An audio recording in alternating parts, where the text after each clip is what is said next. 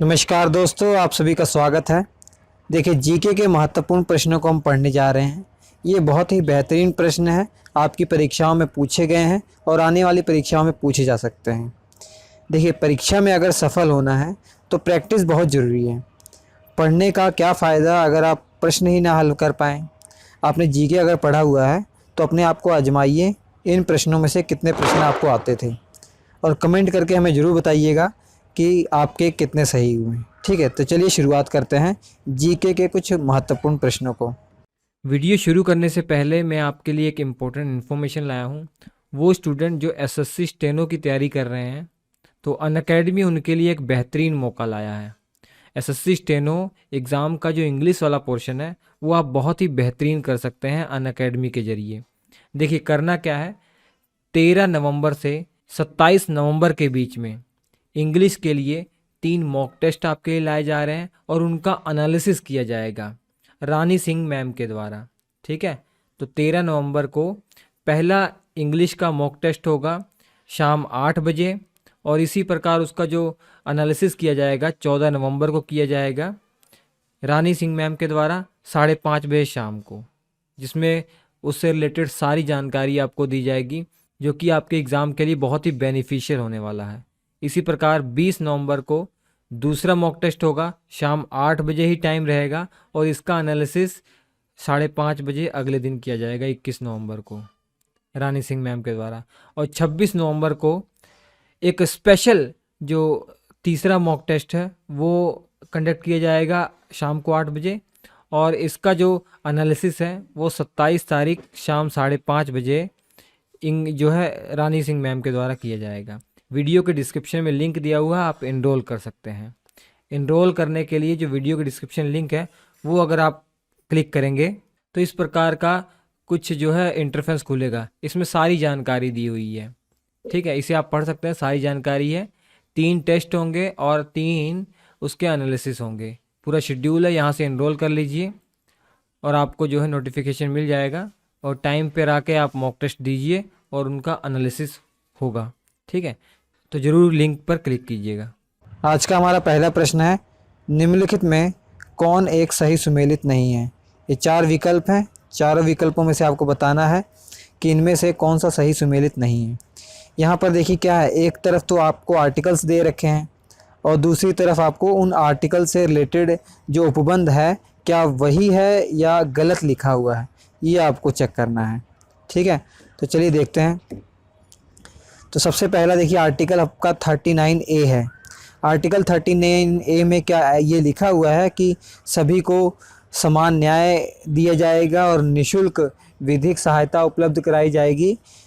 जो गरीब लोग हैं उन्हें जो है निःशुल्क विधिक सहायता उपलब्ध कराई जाएगी। इन द सेंस, जैसे कोई वकील अफोर्ड नहीं कर पा रहा तो उसे सरकारी वकील मुहैया कराया जाएगा। जी बिल्कुल, ये सही है। आर्टिकल 39A में ये सब लिखा हुआ है, और लेकिन हमें वो चुनना है कि जो सुमेलित नहीं है, तो ये हमारा आंसर नहीं हो जाएगा। तो आर्टिकल 40 में ग्राम पंचायत के संगठन की बात की गई है, बिल्कुल की गई है, तो ये भी जवाब हमारा सही नहीं होगा क्योंकि ये तो सुमेल कर रहा है ना। हमें वो चुनना है कि जो सुमेलित नहीं है।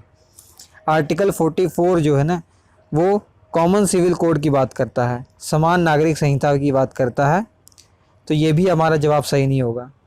इसके अलावा जो आर्टिकल 48 है वो न्यायपालिका का कार्यपालिका से पृथक्करण की बात नहीं करता है, आर्टिकल 50 करता है। आर्टिकल 50 में न्यायपालिका और कार्यपालिका को अलग करने की बात की गई है, ताकि जो आपका न्यायपालिका है वो स्वतंत्र रूप से अपना काम करती रहे, उस पर कार्यपालिका कोई प्रेशर ना हो। जिस देश की न्यायपालिका जो है ना स्वतंत्र रहती है वो एक बहुत ही अच्छा लोकतांत्रिक देश है, ये समझ लीजिए।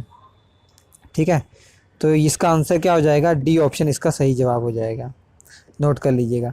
इसके बाद है, रावी नदी पर बना हुआ एक बहुउद्देशीय बांध कौन सा है। इन चारों विकल्पों में से आपको बताना है कि रावी नदी पर वो कौन सा बांध बना हुआ है। क्या भाखड़ा नंगल बांध बना हुआ है, या कहलगांव बांध, या रणजीत सागर बांध, या गांधी सागर बांध। इन चारों विकल्पों में से राइट आंसर जो हो जाएगा ना वो रंजीत सागर बांध हो जाएगा, जिसे आप थीन बांध के नाम से भी जानते हैं। तो इसका ऑप्शन कौन सा सही हो जाएगा, सी ऑप्शन सही हो जाएगा। रणजीत सागर बांध को क्या कहते हैं, थीन बांध भी कहा जाता है। ठीक है, तो ये देखिए पंजाब और जम्मू कश्मीर के बॉर्डर पर है, ये पंजाब और जम्मू कश्मीर के बॉर्डर पर ये बंधा हुआ है। तो मेनली कहा जाए पंजाब का जो पठानकोट वाला ज़िला है ना, जो जम्मू कश्मीर से सटा हुआ है, उसी पर यह बंधा हुआ है रणजीत सागर बांध, जिसे थीन बांध के नाम से भी जाना जाता है। नेक्स्ट प्रश्न है, संघ राज्य क्षेत्र अर्थात केंद्र शासित प्रदेश जो पुदुचेरी है, उसकी सीमा किस राज्य के साथ स्पर्श नहीं करती है। ये चार विकल्प दिए गए हैं और पुदुचेरी की जो सीमा है वो किस राज्य के साथ नहीं लगती है। सही जवाब आपको बताना है। मुझे लग रहा है कि इसमें बहुत सारे स्टूडेंट गलत जवाब देंगे। सही जवाब अगर आपको मालूम है कमेंट जरूर कीजिएगा। तो इसका सही जवाब हो जाएगा ना वो ए ऑप्शन हो जाएगा। मैं आपको बताऊं 4 ज़िले हैं टोटल पुदुचेरी में, वो अलग अलग दूरी पर, एक ही जगह नहीं है। मैं आपको मैप की सहायता से दिखाता चाह रहा हूँ तब आपको समझ में आएगा। देखिए ये 4 ज़िले हैं, चारों जो है अलग अलग क्षेत्र में हैं। एक तो देखिए यहाँ पर तमिलनाडु के साथ 2 ज़िले इसके लगे हुए हैं, एक आंध्र प्रदेश के साथ लगा हुआ है और एक इसका जो है ना केरल के साथ लगा हुआ है, जबकि कर्नाटक के साथ कोई ज़िला नहीं टच करता। तो चारों ज़िलों के नाम क्या है, माहे, कराईकल, यनम और पुदुचेरी। सबसे छोटा जो ज़िला है भारत का वो माहे ज़िला ही है, मात्र 9 किलोमीटर स्क्वायर इसका जो है क्षेत्रफल है। ठीक है, 9 किलोमीटर स्क्वायर या कहा जाए 9 वर्ग किलोमीटर। समझ आ जाएगा ना। चलिए, अच्छा ये आपने समझ लिया कि सबसे छोटा ज़िला माहे है। सबसे बड़ा ज़िला कौन सा है अगर ये आपसे पूछा जाए तो गुजरात का कच्छ ज़िला सबसे बड़ा ज़िला है। ठीक है, क्षेत्रफल की दृष्टि से कितना क्षेत्रफल है, 45,652 वर्ग किलोमीटर है। ठीक है, नोट कर लीजिएगा, ये अच्छी जानकारियाँ हैं। नेक्स्ट क्वेश्चन है, अध्यक्षीय शासन व्यवस्था का उदय सबसे पहले किस देश में हुआ था। हमारे यहाँ तो अध्यक्षीय शासन व्यवस्था तो है नहीं, हमारे यहाँ संसदीय शासन व्यवस्था है। जो शासन व्यवस्था होती है उसको 2 भागों में बांटा जा सकता है, एक तो अध्यक्षीय शासन व्यवस्था और दूसरा संसदीय शासन व्यवस्था। हमारे देश की संसदीय शासन व्यवस्था है। अध्यक्षीय शासन व्यवस्था सबसे पहले किस देश में उसका उदय हुआ था, तो अमेरिका इसका राइट आंसर हो जाएगा। ठीक है, किस में, अमेरिका में। अमेरिका में कौन सी शासन व्यवस्था है, अध्यक्षीय शासन व्यवस्था है, लेकिन हमारे यहाँ संसदीय शासन व्यवस्था है। ठीक है, अध्यक्षीय शासन व्यवस्था में होता क्या है, इसमें जो राष्ट्रपति होता है वो कार्यपालिका का वास्तविक अध्यक्ष होता है, जबकि संसदीय शासन व्यवस्था के अंदर कार्यपालिका का वास्तविक अध्यक्ष प्रधानमंत्री होता है, लेकिन जो राष्ट्रपति होता है वो नाम मात्र अध्यक्ष होता है।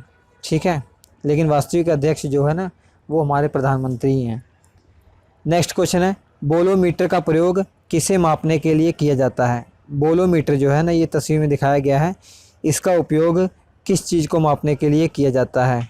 तो इसका जो सही जवाब हो जाएगा ना इलेक्ट्रोमैग्नेटिक वेव, विद्युत चुंबकीय विकिरण इसका राइट आंसर हो जाएगा। ठीक है, नेक्स्ट क्वेश्चन हम देखेंगे, किस चीनी सेनापति ने कनिष्क को पराजित किया था। प्राचीन भारत का इतिहास आपको पढ़ा दिया गया है, 5 घंटे का एक लेक्चर हमने बनाया है जिसके माध्यम से पूरा प्राचीन भारत का इतिहास आपका अच्छे से क्लियर हो जाएगा।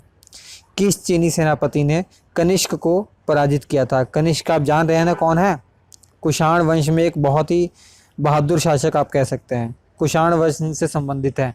कुषाण वही थे जिन्होंने मौर्योत्तर काल में भारत पर आक्रमण किया था, ये विदेशी थे। ठीक है, मौर्योत्तर काल में 4 विदेशी आक्रमण पढ़ने होते हैं, एक तो हिंद यवन आक्रमण है, दूसरा पहलव आक्रमण जिन्हें पार्थियाई आक्रमण भी कहा जाता है, तीसरा शक आक्रमण और चौथा ये कुषाण थे।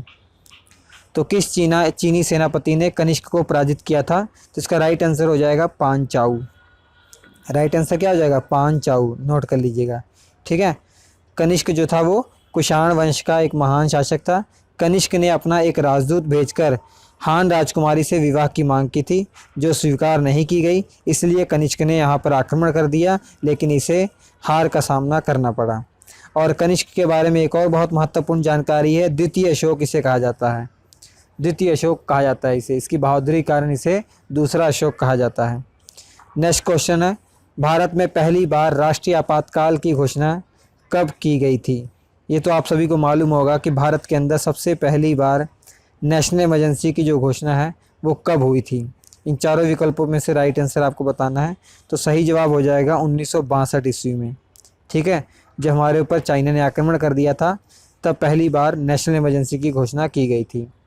अब तक 3 बार नेशनल इमरजेंसी की घोषणा हो चुकी है, आपको मालूम होना चाहिए। एक तो 1962 में चाइना का आक्रमण जब हुआ था, 1971 में जब पाकिस्तान ने आक्रमण किया था, इसके अलावा 1975 से लेकर 1977 के बीच में 2 वर्षों के लिए जो था इंदिरा गांधी की सरकार के द्वारा आंतरिक अशांति के नाम पर जो नेशनल इमरजेंसी लगाई गई थी, जो बहुत ही विवादित है, तो वो तीसरी थी।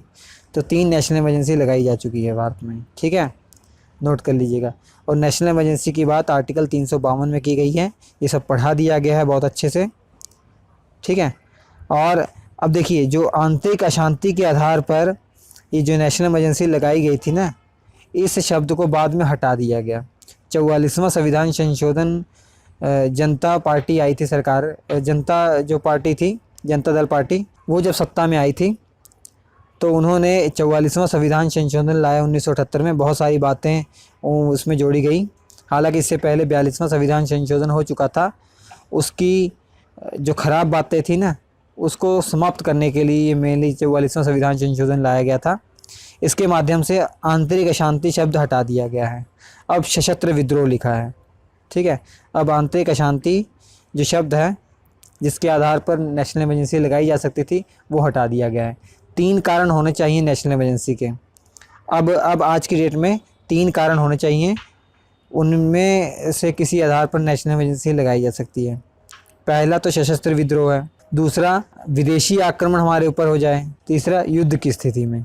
ठीक है, नेक्स्ट क्वेश्चन है, सिलिकॉन क्या है? ये सिलिकॉन जो है ना, SI से जिसे डिनोट करते हैं, ये क्या है? चारों विकल्पों में से राइट आंसर आपको बताना है। भौतिक विज्ञान में ये पढ़ाया गया आपको, भौतिक विज्ञान का क्रैश कोर्स पढ़ा दिया गया, उसी में बताया गया।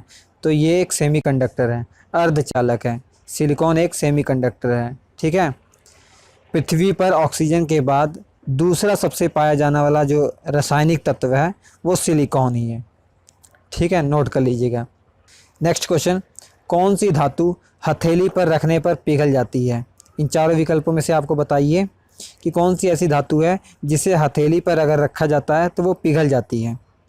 जल्दी से सही जवाब दीजिए, अगर आपको मालूम है तो इसका जो सही जवाब हो जाएगा वो सी ऑप्शन हो जाएगा, गैलियम। ठीक है, गैलियम जो है वो उसको हथेली पर रखेंगे वो तुरंत पिघल जाएगी, क्योंकि इसका मेल्टिंग पॉइंट ही बहुत कम है, 29.8 डिग्री सेल्सियस उसका मेल्टिंग पॉइंट है। जबकि मानव शरीर का जो तापमान है वो 37 डिग्री सेल्सियस है। आपको मालूम है 98.6 डिग्री ये फ़ारेनहाइट में होता है, इसे अगर सेल्सियस में चेंज करेंगे तो 36 डिग्री सेल्सियस है, जो कि इसके मेल्टिंग पॉइंट से ज़्यादा है। तो ऑटोमेटिक हथेली पर रखने पर ये पिघल जाएगी, इसलिए ये धातु हथेली पर रखने पर पिघल जाती है। नोट कर लीजिएगा। ठीक है, ये देखिए ये है, ये गैलियम है।